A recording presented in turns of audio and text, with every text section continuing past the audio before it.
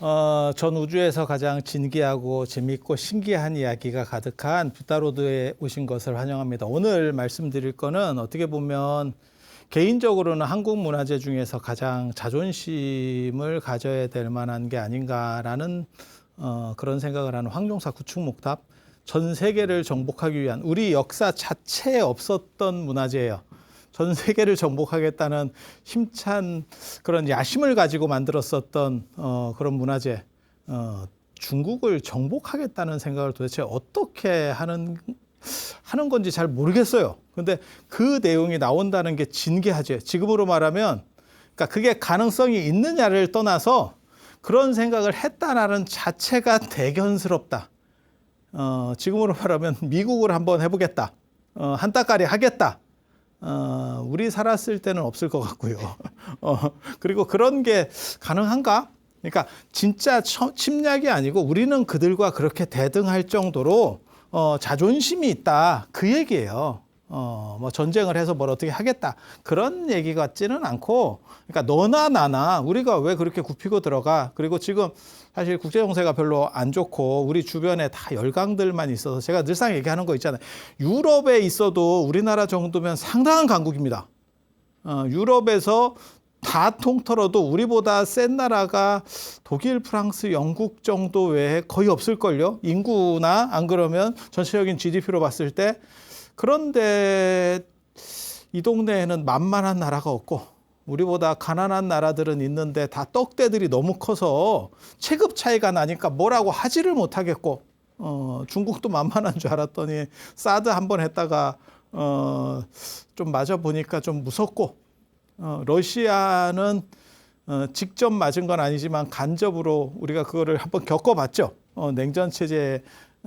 젊은 분들은 모르지만 연세 드신 분들은 다 아는 그 스탈린과 소련이라고 하는 그 강력한, 지금은 약간 이제 조금 슬픈 상황이 되긴 했지만 그래도 맞서기는 쉽지 않은 것 같고, 제가 그런 얘기 하잖아요. 일본은 진짜 재밌긴 재밌어. 일본은 전 세계적으로 최강대국 중에 하나인데 우리만 우습게 보는 나라. 하지만 실제로 까놓고 보면 그렇게 만만한 놈들 절대 아닌 나라. 그 일본. 그리고 뭐 미국은 뭐 말할 것도 없고. 참 주변이 이렇게 만만한 놈이 없죠. 당시에 당나라 때 여러분이 한번 생각을 해보세요. 중국이라는 거는 지금 미국보다 더 커요. 그러니까 우리가 느끼는 입장에서는 훨씬 컸다고. 그런데 조선, 그래서 제가 그런 얘기 하잖아요. 조선은 단 한 번도 중국에 맞아본 적이 없는데 알아서 긴 나라.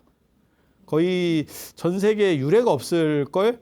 그러니까는 뭐, 너 그러다가 맞는다도 한 번도 안 당해봤어. 알아서 겨. 알아서 겨. 물론 뭐, 왜 그러는지는 대충 알 것 같지. 너무 힘 차이가 나니까. 그것도 뭐, 특별히 그렇게까지 문제가 있다고까지는 생각 안 하는데 우리 자존심 때문에라도 그렇게 얘기를 해야 될 것 같고, 그런데 신라면 더 조그만데 지금 통일되기 전인데 거기서 중국과 한따까리를 할 수 있다. 우리는 너희들을 이길 수 있다. 야, 그 자존심. 제가 그런 나라는 딱 한 나라 봤습니다. 한 나라. 그게 베트남. 베트남이 미국에게 이겼다라고 말을 하고 그 다음에 베트남 영해에서는 불법어로 하면 중국 어선이 불법어로 하면 총으로 쏩니다. 굉장히 대단해요. 저게 중국과 베트남이 이게 안 될 것 같은데 우리보다도 훨씬 어떻게 보면 약할 것 같은데 베트남이 아마 한 3,000불 정도 될 거예요. 그래서 저게 안 될 것 같은데도 걔네는 그 자부심이라는 게 있어. 중국이든 미국이든 뭐 한따까리 해보겠다라고 하는, 그게 옳다라는 게 아니고 그런 호연지기를 가졌을 때 세상에 뚫고 나갈 수 있는 이 저력, 국민들의 저력이 그게 굉장히 대단한 거예요. 사실 그 부분에서 신라가 삼국을 통일할 수밖에 없었다라고 저 같은 사람은 말을 하거든요. 그래서 이 황룡사 구축목탑 이야기를 할 겁니다. 황룡사 뭐 다 아시겠지만 한 1000년 정도 경순한 김부가 고려에 귀부하는 바람에, 쉽게 말해서 합병되는 바람에, 자발적 합병, 그것도 타율적이 아니고 자발적 합병되는 바람에 신라 경주 김씨 세력들은 계속 유지가 됐었고, 그래서 황룡사의 영광도 계속 유지가 되고 있었죠. 그래서 진흥왕 때부터 고려 시대까지, 고려 중기까지, 그러니까 1200년대 원나라, 그러니까 몽고가 쳐들어와서 서산대병 4차 때 화재로 소실되기 전까지 최고의 사찰이라고 하는 영예를 누렸던. 그래서 제가 늘상 하는 말 있잖아요. 존재하지 않지만 이름은 존재하는 사찰보다 훨씬 더 유명한 사찰. 우리나라에 존재하는 사찰 중에서 황룡사보다 유명한 사찰이 진짜 몇 개 있을까 싶어. 그런 정도로 유명한 사찰. 그리고 거기에 있었다는 불가사의한 두 개의 유물, 하나는 장육존상, 하나는 구축목탑. 그리고 그 구축목탑에 사실 그런 게 있어요. 저한테도 제가 이제 건축 같은 거를 전공을 하니까 뭐 대단한 건축물이 예전 고대에 대단한 건축물이 있느냐라고 말하면 이집트의 카르낙 신전의 대열주실 그거 굉장히 대단해요. 피라미드 대단해요. 하지만 생각은 해볼 수 있어. 내가 진짜 그 위치에 못 올라가서 그렇지 저거는 사람만 갈아 넣으면 될 것 같다. 갈아 넣으면 될 것 같다.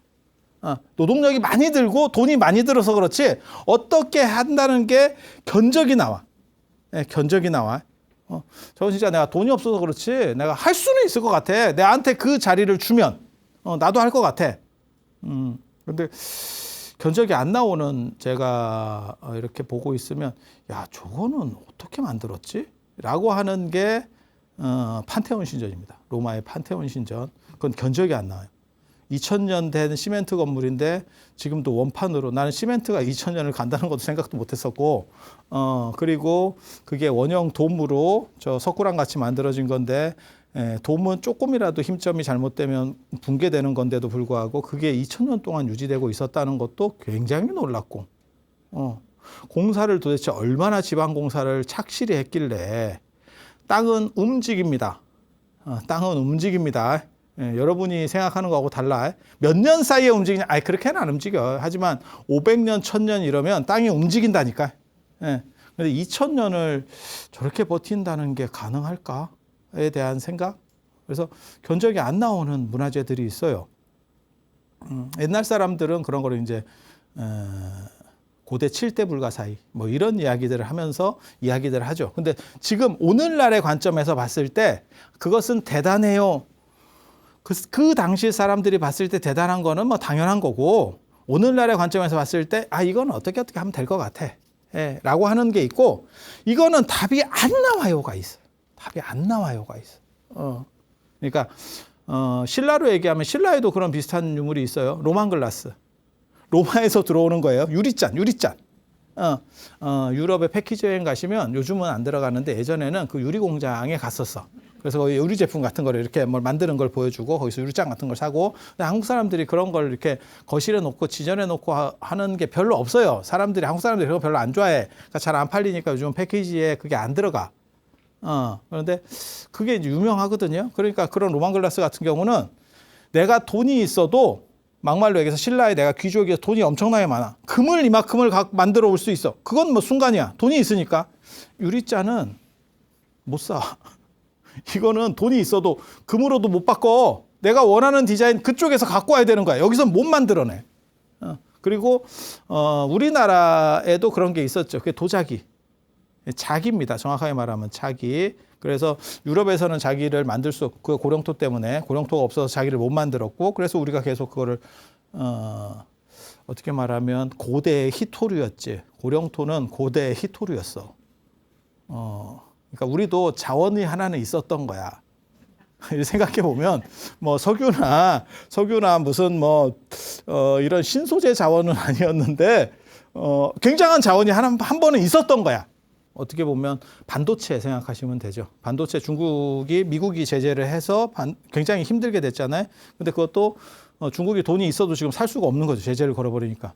그래서 그런 식의 유물들도 있어요.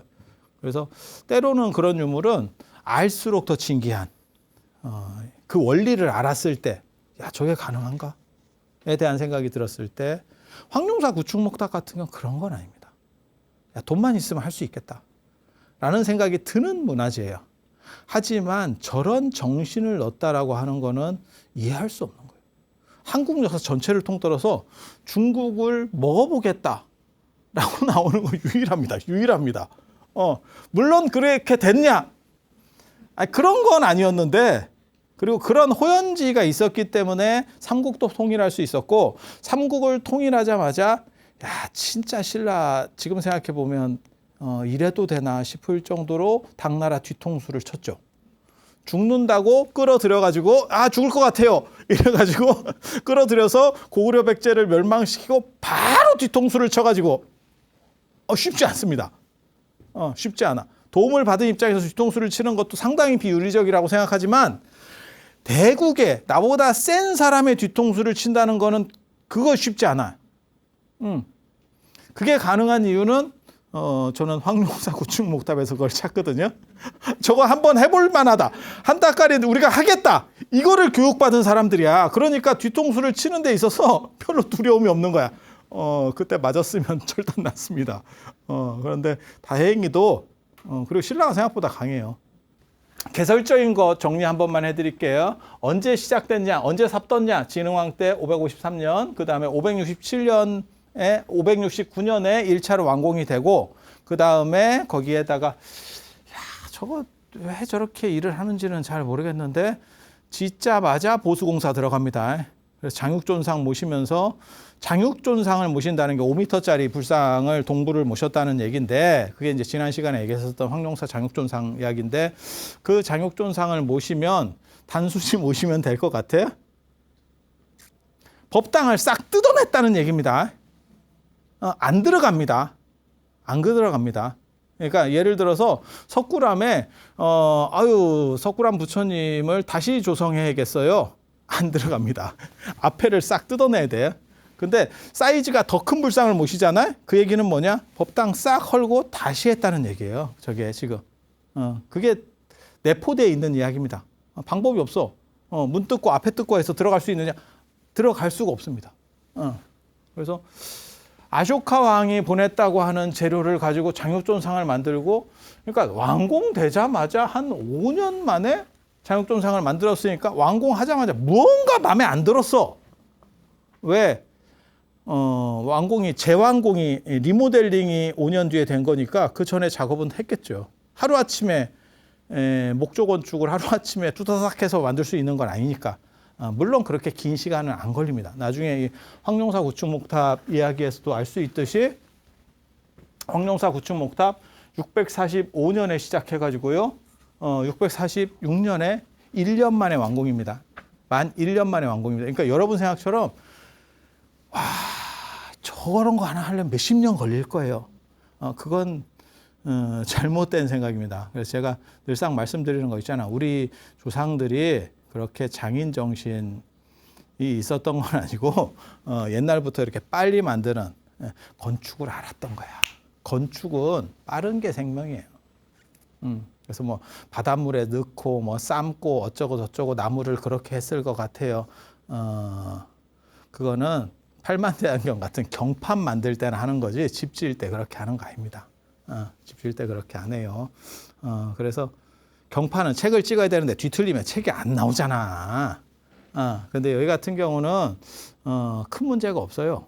그리고 결구라고 해서 이렇게 짜맞추는 방식이기 때문에 하나가 뒤틀려도 다른 것들이 이게 다 나무라서 잡아줘요. 금속하고 맞물려 놓으면 금속은 안 뒤틀리고 나무는 뒤틀리기 때문에 이게 문제가 큰데, 이거는 전체적으로 뒤틀려도 얘가 힘을 받습니다. 뭐하고 똑같은 거냐면 치과 치료 받아보셨어요? 자기 이가 날 때는 그게 비틀려도 지그들이 알아서 맞춥니다. 옆에 애들이. 근데 그거를 빼고 내 이빨이 아니고 내 치아가 아니고 뭐 금리나 이런 안 변하는 걸로다가 박잖아. 그러면 다른 데랑 불일치가 나죠. 뭔 뜻인지 아시겠죠? 그러니까 어렸을 때 이렇게 막 치아가 잘못 나와더라도 걔네들이 알아서 이렇게 좀씩 벌려서 맞춰준다니까. 그렇지 않아? 그게 생물이니까. 그 생물. 나무도 비슷해요. 나무 건축도. 그래서 예전에 뭐 엄청나게 오래 공기가 걸렸을 거야. 그런 거 아니에요. 그래서 마음에 안 들어. 뭐 때문에 마음에 안 들었는지는 정확하게 모르겠어. 근데 명분은 아무튼 장육존상을 크게 다시 모시려고. 그러니까 한 번은 좀 작게 했다가 됐다 크게 뭔가를 하나 사건을 지금 벌리는 거예요. 그거는 불교가 업그레이드 되기 때문에 나타나는 것 같아요. 처음에 17년 동안 걸렸다라고 하는 얘기는 거기가 늪지대이기도 했었고 또 한 가지는 뭐냐면 그 당시 불교가 약했어요. 그래서 신라의 무속신앙이나 이런 것들이 계속 비판을 하니까 거기서 시간이 끌린 거고 요즘으로 말하면 국회에서 법 하나 통과하는데 야당과 조율이 잘 안 돼. 예를 들면 요즘식으로 말하면 그러면 이게 계속 계류됐다가 했다가 계류됐다 하면서 이게 몇 년도 끌린다고. 뭔 뜻인지 아시겠죠? 이게 왕이 힘이 굉장히 강할 때는 왕권이 강할 때는 후다닥 돼. 근데 내가 약하면 시간이 오래 끌려. 그러니까 황룡사는 17년 걸리는데 그 다음에 리모델링 해가지고 불상 크게 모시는 데는 몇 년 안 걸렸다고 지금. 그 얘기는 뭐냐? 그 사이에 불교가 훨씬 강력해진 거예요. 훨씬 강력해진 거예요. 그리고 이제 자장률사가 642년에 오대산에 갔다가 643년에 귀국을 합니다. 당나라에는 한 6년 전에 가요. 38년에 가요. 38년에 들어가. 36년에 들어가.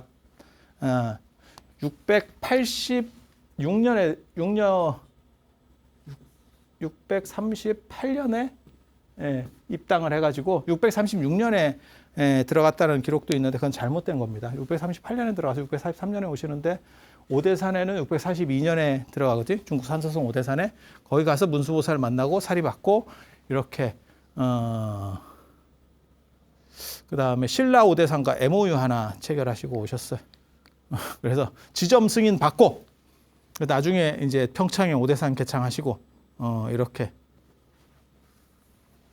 그리고 돌아와서 646년에 황룡사 구축목탑이 완성이 되거든요. 643년에 왔는데 645년에 시작이 돼서 공사가 시작이 돼서 본격적인 시작이 돼서 1년 뒤에 완공이 됐어요. 그러면 오자마자 얼마 뒤에 얘기를 했네 하자고.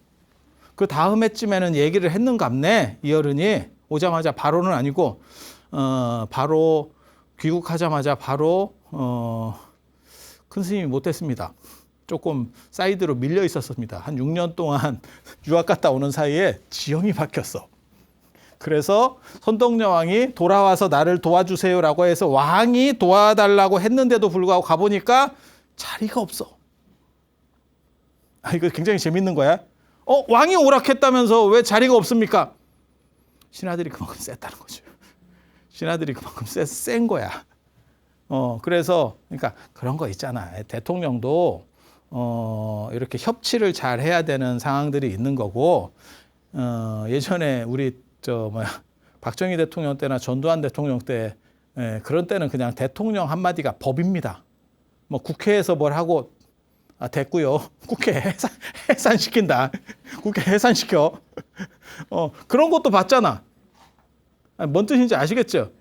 그런데 대통령 권한이 약하면 그건 왕도 마찬가지예요. 약하면 무슨 일이 벌어지느냐? 그럼 계속 태클을 걸죠. 뭐 하나 하려고 하면 태클을 걸죠. 그걸 우리가 국회 해산도 받고 이게 태클 거는 것도 보고 야 이거 다 봤네. 그래서 이게 사는 맛이 있어 이 나라가. 다양한 걸 보여주잖아. 다양한 걸 보여주잖아. 왕도 그래요. 그래서 선동여 왕이 왕권이 약했어요. 그래서 신하들이 이렇게 왜 유학가 있는 스님을 오락하겠어? 그것도 당신 친척인데. 같은 진골, 선동여 왕은 선골이지만 진골하고는 다 혈연 관계거든요. 그러면 왜 오락했겠어요? 뭔가 나를 지금 도와줄 세력이 별로 없는 거지. 그러면 그렇게 해서 오라고 하면 바로 들어갈 수 있느냐? 여기에 지금 나를 도와주지 않는 사람들 입장에서는 이 사람이 들어왔을 경우에 언뜻 생각하기에는 스님 한 명이 들어오는데 그게 그렇게 큽니까? 귀족의 판도가 바뀝니까? 대당 외교권을 가지고 있습니다. 저 자장 스님이 대당 외교권. 그러니까 당나라 통인 거예요. 당나라 황제를 만나고 그 다음에 나중에 이제 황태자도 또 황제가 되거든요. 황태자한테도 귀의를 받았다 이렇게 나오거든요. 존중을 받는 사람이야. 그러니까 지금 우리식으로 말하면 미국 쪽 채널을 갖고 있는 거예요.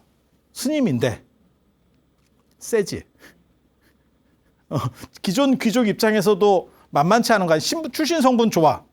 지금 이 양반이 출신 성분 좋아. 왕이 밀어주려고 해. 그리고 당나라와의 채널을 이 양반이 담당을 하고 있어. 저 같아도 들어오는 거 별로 안 좋을 것 같아요. 내가 귀족이라도 이거 좀 불안한데 이러다가 훅 가는 거 아닌가라는 생각이 들죠. 그래서 막혀요. 그래서 황룡사로 못 들어가고 처음에 이제 분황사로 들어갔다가 분황사는 원효가 들어갈 수 있는 절이니까 원효는 육두품. 그러니까 그냥 거기는 좀 출신 성분이 떨어지는 사람도 들어갈 수 있는 데고 황룡사는 진골 이하는 들어갈 수도 없는 데예요. 그래서 나중에 이적을 일으켜서 황룡사로 들어갑니다. 그러니까 종교적인 7일 동안 뭐 감노비가 내리고 어쩌고저쩌고 다 하면서 쫙 해서 밀고 들어가거든 재장 스님이. 그래서 그런 능력이 있어야 되는가 봐. 근데 우리 좀 그런 능력이 별로 없어서 막 이런 막 번개도 좀 치고 막 이러면 살기가 좋을 건데 그죠? 이거 하면 소리만 나지. 이게 천둥은 되는데 번개가 안 돼요. 뭐가 이렇게 딱 하면 좋을 것 같은데. 그래서 그렇게 해서 밀고 들어가서 이제 황룡사를 거점으로 이렇게 움직이시는 거예요. 그리고 왕권이 약하니까 이제 구층목탑을 쌓아서 왕권 건축물이라고 하는 거는 큰 건축물은 고대에는 다 마찬가지예요. 그 사람의 힘을 보여주는 겁니다. 지금도 마찬가지일 걸. 예를 들어서 우리가 어떤 집에 갔어. 근데 그 집이 되게 커. 딱 보니까 좀 으리으리해. 그러면 어떻게 돼? 친해야겠다. 언간하면 내가 양보한다. 내가 성격 죽었다. 이렇게 가는 거죠. 인생이 다 그런 거야. 인생이 다 그런 거야. 그래서 그렇게 그래서 큰 건축물로 해서 일반 신하들을 압도하는 모습을 한번 보여주는 그런 게 어떻게 보면 황룡사 구층목탑이라고 보시면 돼요. 그리고 황룡사는 1238년에 서산대병 몽고 침입 때 이제 불이 나는 거고 몇 개월 동안 탔다라고 하는 얘기가 있고 하늘이 안 보였다라는 기록이 있습니다. 그래서 이제 어떻게 되는 거냐면 상황을 보면 642년에 문수보살을 칭견하고 642년에 원래는 중국 오대산에 동대로 올라갔어요. 동대로 올라가셨는데 거기 오대산이니까 오대가 있는 거예요. 동서남북 중앙에 오대가 있는 거예요. 산이 이렇게 이게 내 손이 아닌가? 잘 안 움직이네. 이렇게 5개가 있는 거예요. 꽃봉오리 같이. 이해가 되시죠? 그래서 오대산, 오대산이에요. 맨 처음에 동대로 먼저 갔더니 거기서 기도를 하니까 이 산이 아닌가 를 했다는 거야. 이거 굉장히 재밌는 기록. 내가 찾았는데 굉장히 재밌어요. 후대 기록에는 그게 사라집니다. 왜? 헛발질한 게 약간 창피했던 거지. 누군가 지웠어. 충성해서 지웠다고 생각합니다. 그러니까 자장스님 계통에서 조금 이렇게 창피한 거야. 헛발질. 시작하자마자 헛발질을 했어, 이 어른이. 이러면서 지운 거죠. 그래서 북대로 가서 거기서 이제 제석천상 앞에서 기도를 하고 꿈에 이제 문수보살을 만나서 개송을 받아요. 그리고 근데 꿈에 개송을 받아도 뭐 알 수가 없었다는 거예요. 그래서 낮에 아침에 이렇게 거닐고 있으니까 거기서 기이한 모습의 스님을 만나게 돼. 그게 문수보살의 화신입니다. 그렇게 해서 가르침을 주는데 왜 오셨어요? 뭐 이런 이야기가 이제 있어요.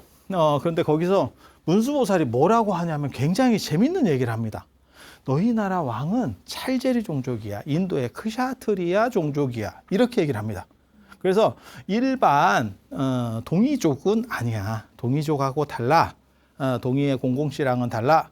순임금 때 이제 사흉이라고 4가지 오랑캐, 중국 관점에서 중국을 위협하는 4가지 오랑캐 중에 하나가 동이족이에요. 동이족. 동쪽에 활을 잘 쓴다 그래서 동이족 이렇게 뭐 그렇게 부르는데 그래서 동이족하고는 좀 달라. 그리고 중국이 굉장히 재밌어요. 중국 역사를 보면 진짜 아이러니하게도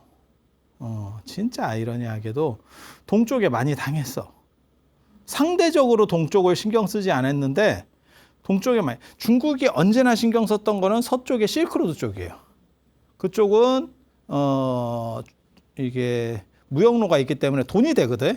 그래서 그쪽엔 계속 신경 썼는데 동쪽은 의외로 사람도 적고 이쪽에 특별한 물산이 없어요. 그래서 신경을 안 썼어. 그런데 그러다가 맨날 이쪽에 두드려 맞아. 동쪽에. 그게 이제 거란의 요나라, 그 다음에 여진의 금나라. 금나라가 이제 후금이 들어서면 이게 청나라거든요, 또. 그러니까 계속 이쪽에 두드려 맞는 거야. 그래서 그게 이제 다 고구려랑 겹쳐 있는 쪽 지역의 사람들이에요. 그러니까 뭐 거란이나 여진이나 고구려나 다 비슷비슷하게 이렇게 무리지어서 살았다니까. 그래서 동북방에서 그래서 금나라 누르하치 같은 경우가 자기네 조상은 백두산에서 출발했다 이렇게 얘기하는 거잖아요. 그러니까 뭐 영토가 그런 데가 그런 유목민들은 저 북쪽에 있는 거 아닙니다. 백두산이라니까 백두산. 그래서 청나라 때 백두산이 금원으로 지정이 되는 거예요. 거기는 신성한 데니까 우리 민족의 시조가 있었던 데니까 거기는 사람이 들어갈 수도 없고 벌목할 수도 없어. 그래서 백두산에 어떻게 보면 원시림 형태를 가지게 된 거죠. 지금. 백두산 가보셨어요? 가보시면 그렇게 돼 있는데 막상 가보면 이렇게 아름드린 나무들이 있습니까? 없습니다. 자연은 누군가 배줘야 돼. 간벌해야 이렇게 큰 나무가 나오는 거지. 냅두면 통도사 앞에 그 소나무 숲처럼 됩니다. 그게 냅둔 숲입니다. 고만고만한 놈들이 올라왔다가 죽었다 올라왔다 죽었다 하지 이렇게 큰 거 나오는 거 그렇게 안 돼요. 그거는 사람이 중간에서 그러니까 뭐하고 똑같은 거냐면 지금 가을에 과일 같은 것도 그렇잖아요. 우리가 냅두면 우리 어렸을 때도 유실수가 있었거든. 냅두면 다 고만고만하게 좀 상태 안 좋게 다 열려. 맛도 없고. 근데 그거를 사람들이 어떻게 하느냐? 상태 안 좋은 거를 중간에 다 쳐내죠. 그리고 몇 개를 남기고 그걸 이제 농부들이 계산하겠지. 이 정도 나무에서는 몇 개를 남겨야 된다. 우리 같은 사람은 모르지만 그리고 그걸 종이로 씌우고 뭐 이렇게 해서 다 처리하잖아. 그러니까 애가 원래는 요만하게 나와야 될 애들이 사과나 이런 거 보면 한 요만밖에 안 하거든. 호두 좀 그 껍질 있는 호두 정도 크기밖에 안 되는데 지금 막 이따시만하게 나오는 게 그걸 해서 그렇잖아. 나무도 똑같아요. 그냥 냅두면 큰 나무가 안 나와.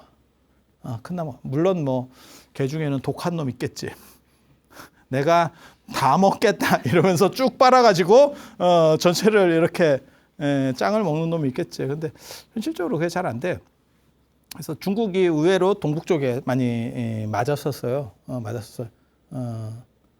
그래서 그런 부분들이 있고, 그래서 그 동북 쪽에 대해서 비판적입니다. 중국 사람들 입장에서는. 그래서 그걸 이제 오랑캐, 좀 나쁜 놈들, 문화적으로 떨어지고 야만적인 이렇게 프레임을 씌워버려요. 그런데 문수보살에 나타나서 너네는 인도의 크샤트리아 종족이야. 신라 사람이 아니 너네 왕족은. 이게 아주 기가 막힌 이야기거든. 기가 막힌 이야기. 그래서 그게 이제 투기밀제와 관련된 어떻게 보면 북방 유목민이 내려왔다. 신라 왕족은 경주 김씨는 그렇게 내려왔다. 그 얘기 제가 예전에도 한번 해드렸었어요. 저 한서에 보면 금인을 모시고 금인을 모시고 그래서 흉노왕. 흉노왕, 그 흉노왕이 휴도왕. 그 흉노의 왕이 휴도왕. 그리고 그 아들이 나중에 그 후손이 김일제. 그 사람이 넘어와서 신라 쪽으로 나중에 이주하는 사람이거든요. 이주 세력이거든요. 그래서 그런 걸 가르치는 거냐에 대한 책도 있고 저런 논문들도 있어요. 그래서 스키타이족과 관련되기 때문에 금관을 썼다. 라고 하는 뭐 황금 문명 이런 얘기들도 있어요. 그런데 저기서 뭐 꼭 그런 얘기인 것 같지는 않고 전체적인 뉘앙스를 보면 귀족들이 맘먹으려고 드니까 그게 아니고 너네 왕족은 피가 달라. 귀족이나 어차피 다 그 골품제 사회에서 같은 거 아닙니까? 맞아. 근데 진평왕이 제가 그 얘기를 해드렸었죠. 예전에. 진평왕이 자기 진평왕 계통만 진평왕계만 성골로다가 한 번 더 올렸다고. 나머지는 다 진골이고 성골로 올렸다고. 요 성골은 이렇다. 지금 이런 뉘앙스거든요. 그래서 선덕여왕 때 여자가 정치를 별로 잘 못했다니까 선덕여왕이. 그래서 나라가 약간씩 혼란스럽고 이러니까 어떻게 하면 이걸 안정을 시킬까에 대한 생각을 하고 자장률사에게 도와달라고 한 상황이거든요. 오셔서 좀 도와주세요. 나 좀 도와줘. 라고 SOS를 쳤는데 자장률사가 중국에서 맨 마지막에 귀국하기 전에 문수보살을 만났는데 문수보살이 딱 그 얘기를 하더라. 너네 나라 왕은 보통 사람이 아니야. 맘먹으려고 하지 마. 밑에 쫄들이 일반 귀족들이 맘먹을 수 있는 사람이 아니야. 그게 신성성의 부여라고 하는 거예요. 신성이 부여가 되면 능력이 필요가 없어. 일반적으로는 능력이 굉장히 중요한 겁니다. 예를 들어서 뭐 북한이야. 그러면 뭐 능력으로 상당히 중요하겠죠. 그런데 능력을 넘어서는 게 신성성이거든요. 나 백두혈통이야. 재벌도 지금 딱 그런 거 있잖아요. 그러니까 공부를 잘해서 올라올 수 있는 거는 사장까지.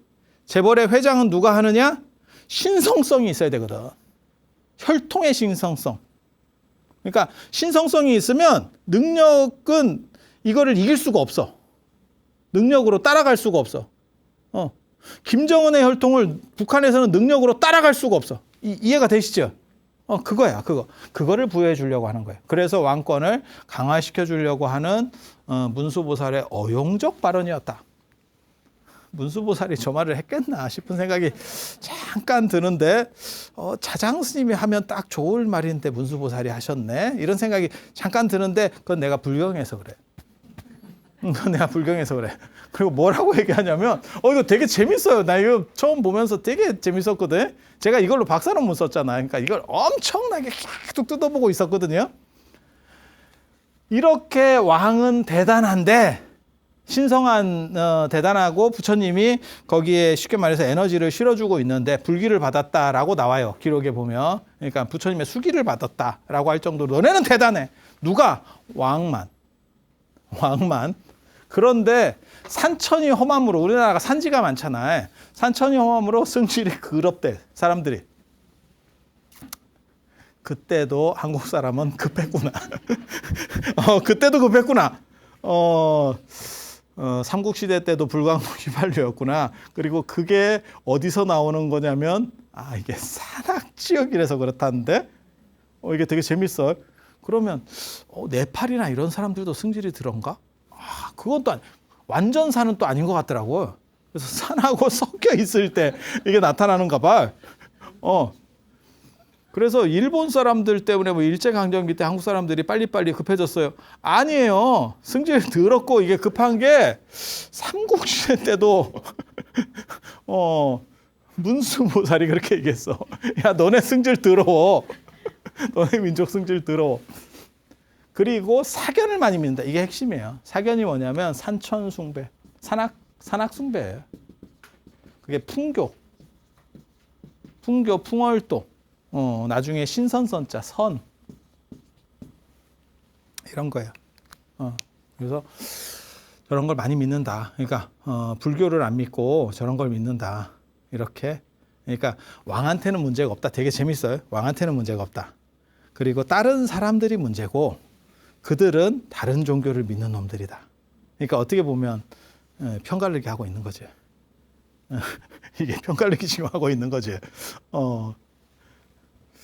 그리고 해법이 있어. 그래도 괜찮은 거는 나라에 다문비구가 있어서 군신이 평안하고 백성이 화평하다. 너네는 문제가 많지만 그 중재 역할로 다문비구가 많이들은 그런 큰 스님이 있어. 야, 내가 이거 읽고 내가 깜짝 놀랐거든. 그 당시 앞뒤로 다문비구라고 할 사람은 난가 차장률사밖에 없어. 없어 사람이. 설마 당신을 직접 얘기하시나? 문수보살 입을 빌어서 당신을 얘기하는가? 근데 뭐 누구를 특정한 건 아니니까. 다문비구 많이 듣고 많이 아는 고승대덕이 있어서 그나마 판이 잘 유지되고 있어요. 라고 했는데 그렇게 꼽을 만한 사람은 그 시기에 자장률사 아까 앞쪽에는 원광인데 원광은 조금 너무 앞인데 약간 원광인가? 이런 생각이 조금 저런 식으로 스토리가 나오면 보통은 난가야, 난가. 난가. 이게 기록들을 잘 읽어보면 되게 재밌어. 그리고 어떤 패턴이 있거든. 그렇게 해서, 이렇게 얘기를, 가르침을 주고, 그러니까 왕은 문제 없다. 왕권이 흔들리고 지금 정치가 잘 안 되고 이웃나라가 침략하지만 그건 왕의 문제가 아니야. 너희들이 민족의 문제가 있어. 너네가 살고 있는 땅과 민족의 문제가 있어. 그리고 너네는 이상한 종교를 믿고 있어. 이상한 무속을 믿고 있어. 그래서 담은 비구가 그걸 잘 조율해서 저걸 불교로 바꾸면 해결돼. 그 뜻이에요. 그리고 자장율사께서는 나중에 돌아오셔서 전국 불교들을 이렇게 조직을 짜고 그래서 열의 8, 9집은 불교를 믿었다더라 라고 하는 쪽으로 싹 바뀌어. 그러니까 아구를 맞춰보면 그 예언의 그 사람인가? 당신이 그 예언에 등장하는 그분입니까? 그런데 문제는 그 예언을 그분이 들었지.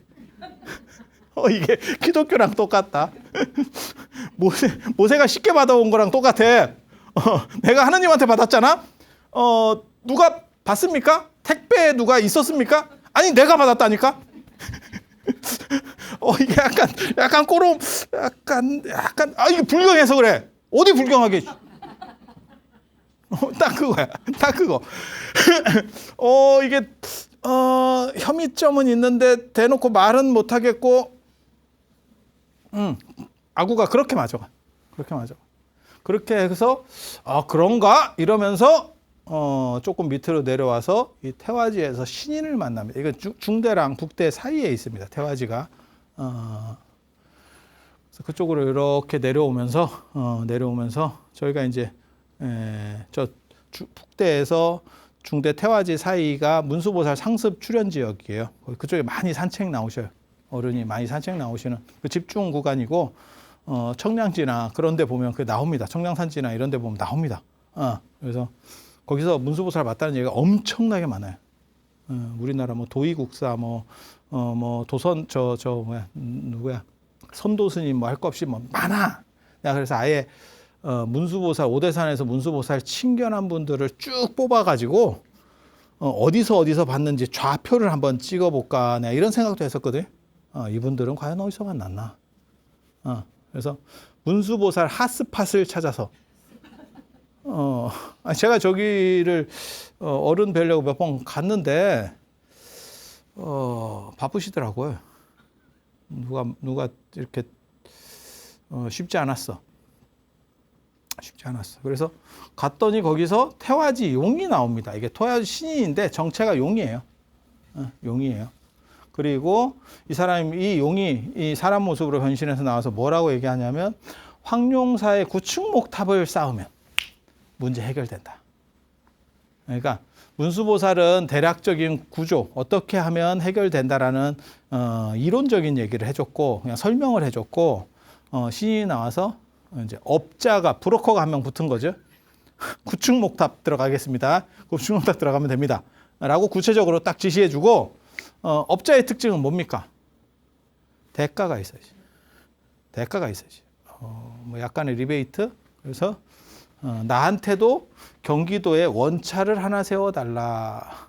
경기라고 하는 거는 왕의 직할지입니다. 그러니까 수도 바깥쪽에 있는 직할지. 그러니까 수도는 한양이고 그 바깥에가 경기도예요. 경주 입장에서 보면 경주가 수도고 그 주변이 직할지예요. 그래서 이게 울산에 있는 태화사입니다. 태화지에서 만났다 그래서 태화사를 창건을 해주고 그리고 뭐라고 얘기해 주냐면 단순히 방법만 가르쳐 주는 게 아니고 그러면 여왕 문제가 극복 가능하다라는 얘기를 했고 여왕 때문에 너네가 여자를 왕으로 모시니까 좀 구체적인 얘기를 해줘요. 여자를 왕으로 모시니까 덕은 있는데 능력이 좀 떨어진다. 능력은 뭐냐? 정치 능력이 아니고 군사 능력이에요. 그 당시 백제, 무왕 이런 사람은 친정이라니까 친정이 뭐냐면 직접 군대를 끌고 나오는 거예요, 왕이. 근데 여왕은 그걸 못 한다는 거예요. 그래서 제가 그 얘기해 드렸잖아요. 그래서 김유신이 떡상하게 된다. 누군가 군부 세력을 끼고 있을 수밖에 없다. 왕이 직접 그걸 다 처리하기는 어려우니까. 그래서 그런 문제들이 해결된다. 그리고 또 뭐라고 얘기하냐면 황룡사용이 내 맏아들이다.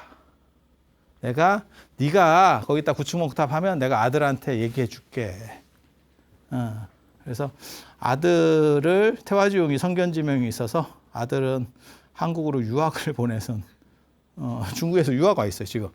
그래서 범천의 명으로 황룡사를 지키고 있대. 그게 황룡사에서 올라갔다가 진흥왕이 절 지을 때 승천했다가 내려온 그 용이에요.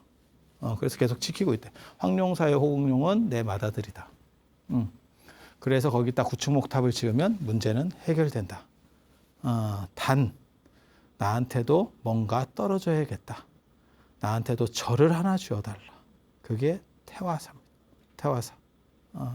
그래서 여기까지 이루어지고 이제 드디어 나중에 선덕여왕에게 돌아와서 자장율사가 그 이야기를 해줘요. 이야기를 해줘서 이제 공사가 시작되고 대전 회의들이 이제 벌어지겠죠. 그리고 공사를 하고 그 공사의 최고 담당자가 용수입니다. 용수. 김춘추 아버지 용수. 그래서 거기도 굉장히 재밌는 생각들을 해볼 수 있어요. 왜 자장율사가 직접 공사 담당자가 안 되고 용수가 들어갔을까? 그러니까 자장율사가 만들었다라고 생각하지만 제한자예요. 제한자예요. 이렇게 하면 되지 않겠습니까? 라고 말한 것 뿐이고 실제로는 공사는 용수가 했어요. 그리고 삽질한 거는 나중에 이제 백제 아비지. 예, 총괄자는 용수. 용수는 김춘추 아들. 아니 김춘추 아버지. 예. 그래서 이제 금륜, 금륜계와 동륜계의 화합 뭐 이런 얘기들을 제가 다음 시간에 해드릴 수 있도록 하겠습니다. 자, 들어서 감사합니다.